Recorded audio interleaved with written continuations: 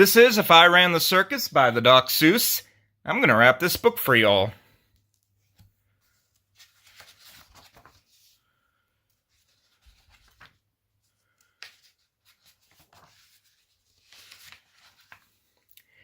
In all the whole town, the most wonderful spot is behind Sneelocke's store in the big vacant lot. It's just the right spot for my wonderful plans, said young Walrus McGurk, if I clean up the cans. Now a fellow like me, said young Walrus McGurk, could get rid of this junk with a half-hour's work. I could yank up those weeds and chop down the dead trees and haul off those old cars, there are just 2 or 3, and then the whole place would be ready, you see. All ready to put up the tents for my circus. I think I will call it the Circus McGurkus. The Circus McGurkus, the world's greatest show on the face of the earth or wherever you go. The Circus McGurkus, the cream of the cream, the Circus McGurkus, the Circus Supreme, the Circus McGurkus, colossal, stupendous, astounding, fantastic, terrific, tremendous. I'll bring in my acrobats, jugglers, and clowns from 1,033 faraway towns to the place that you'll see 'em in, ladies and gents, right behind Sneelocke's store in the great McGurk tents. And I don't suppose old Mr. Sneelocke will mind when he suddenly has a big circus behind. After all, Mr. Sneelocke is one of my friends. He might even help out doing small odds and ends, doing little odd jobs. He could be of some aid, such as selling balloons in the pink lemonade. I think 500 gallons will be about right, and then I'll be ready for opening night. What an opening night! What a night! What a sight! I'll hoist up the curtains. The crowds will crowd in, and my Circus McGurkus will promptly begin with a welcoming toot on my welcoming horn by my horn-tooting apes from the jungle of Jorn, where the very best horn-tooting apes are all born, 'cause the very fresh air there is fine for their lungs, and some of those fellows have 2 or 3 tongues. This way, step right in, this way, ladies and gents. My sideshow starts here in the first of my tents. When you see what goes on, you'll say no other circus is half the great circus, the Circus McGurkus. Here on stage 1 from the ocean of Alt is a sight most amazing, a walrus named Rolf, who can stand on 1 whisker, this wonderful Rolf, on the top of 5 balls, 2 for tennis, 3 golf. It's a marvelous trick, if I say so myself.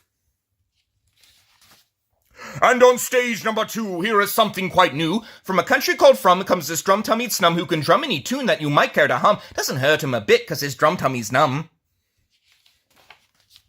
And you'll now meet the Foon, the remarkable Foon, who eats sizzling hot pebbles that fall off the moon. And the reason he likes them red hot, it appears, is he greatly enjoys blowing smoke from his ears. Of course, pebbles like this are quite hard to collect, but Sneelocke will manage, somehow I expect. After all, Mr. Sneelocke is one of my friends, and I'm sure he'll help out doing small odds and ends. And on stage number 4, see the wily Waloo, who can throw his long tail as a sort of lasso. With a flip of his hip, with a tail of this kind, he can capture whoever is standing behind. He can capture old Sneelocke. I'm sure he won't mind. And now here is a hoodwink, who winks in his wink hood. Without a good wink hood, a hoodwink can't wink good. And folks, let me tell you, there's only one circus with wink-hooded hoodwinks, the Circus McGurkus. The show of all shows, there's no other showman who shows you a show with a blindfolded bowman, the blindfolded bowman from Bigger Beirut, the world's sharpest sharpshooter. Look at him shoot, through the holes in 4 donuts, 2 hairs on a worm, and the knees of 3 birds without making them squirm, and then on through a crabapple, up on the head of Sneelocke, who likes to help out, as I've said. And now come to the spot where the spotlight is hot, and you'll see in the spotlight a juggling jot, who can juggle some stuff you might think he could not, such as 22 question marks, which is a lot, also 44 commas, and also 1 dot. That's a kind of a Circus McGurkus I've got. But that's just my sideshow, a start, a beginning. This way to the big tent, you'll find your head spinning, while ladies and gentlemen, youngsters and oldsters, your heads will quite likely spin right off your shoulders. So hurry, step lively, quick, ladies and gents, and get into your seat in my tent of all tents. My parade of parades is about to commence. You'll see Drum Major Sneelocke fling-flang his batons, and my organ McGurkus come on, with its hot steeping pipes of gold plas-plated tint, with sorting all sorts of snorts in a bumbling din. This is super stupendous, stupendous, stupendous, and when I play Dixie, please join in the chorus. Then a fluff-muffled truffle will ride on a huffle, and next in the line a fine flummox will shuffle. This flummox will carry a lurch in a pail, and a fibble will carry the flummox's tail, while on top of the flummox 3 hop-twanging snarps will twang mighty twangs on the 3 snarper harps, while a bolster blows bloops on a 3-nozzle blueser, a noser blows floops on a 1-nozzle nooser, and then comes a line who's partly a trout, then more stuff for 45 minutes about. And then behind them, while everyone stares, comes my to and fro marchers who march in 5 layers. The fro's march on toes and the toes march on fro's. Don't know how they do it, but that's how it goes. And now comes an act of enormous enormance. No former performers perform this performance. This stunt is too grippling, strippling, frightening. Down from the top of my tent like greased lightning, through pots full of lots of big sticklebush trees, slides a man, what a man, on his roller skate skis. And he'll steal without fear, and you'll know at a glance that it's Sneedly, the man who takes chance after chance, and he won't even rip a small hole in his pants.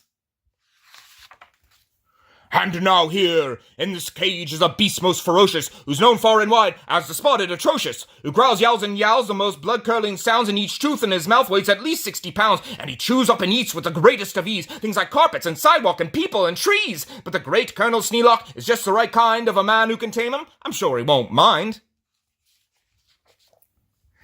Then I'll let Sneedly off for a few minutes rest while over your heads you will see the best of my world's finest, fanciest, breezy trapezing, my Zuma-Zoop troops from West Upper Bendizing, who never quite know while they zoom and they zoom, whether which will catch what one or who will catch whom, or if who will catch which by the what and just where, or just when and just how and which part of the air.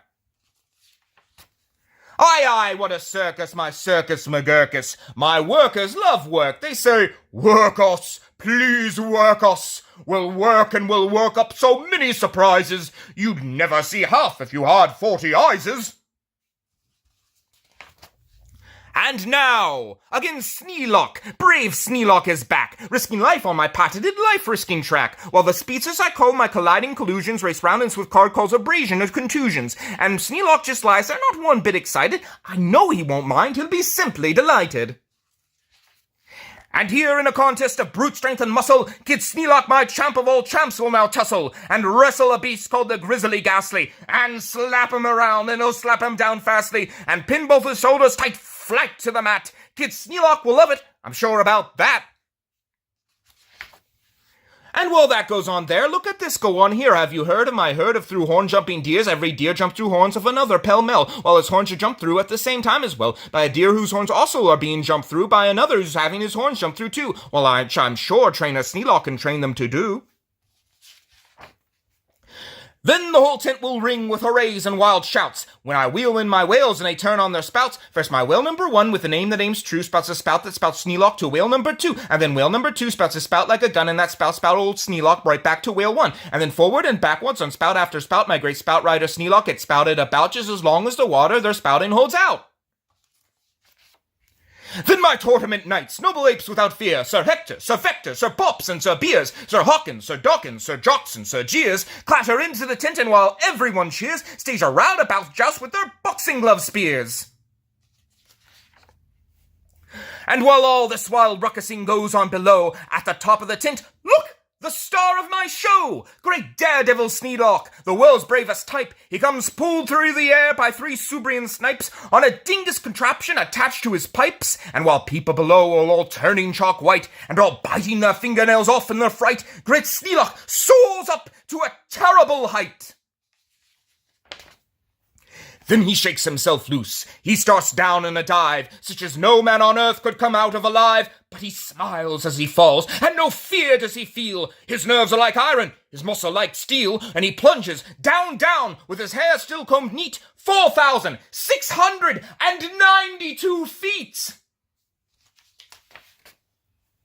Then he'll land in a fishbowl. He'll manage just fine. Don't ask how he'll manage, that's his job, not mine. Why, he'll be a hero. Of course he won't mind when he finds that he has a big circus behind.